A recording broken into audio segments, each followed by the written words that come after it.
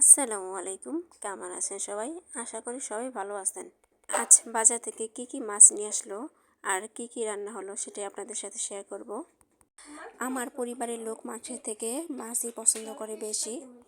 আবার কোরবানি ঈদ আসলে গোশতের সমাহার, তখন যেন বেশি পছন্দ করে, গোশত বেশি খেতে চায়। আমার পরিবারের মানুষ এক একজন এক এক রকম খায়, এজন্য বেশি বাজার করা হয়।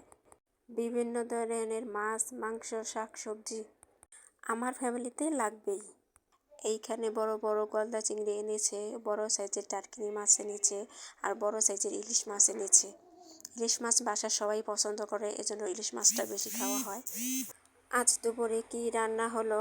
পটল দিয়ে নোলা মাছের তরকারি, পটলের তরকারি, পটল ভাজা, পটল ভাজি, সব আইটেমই রান্না করা হয়। সবজিগুলো বেশি দিন থাকে না।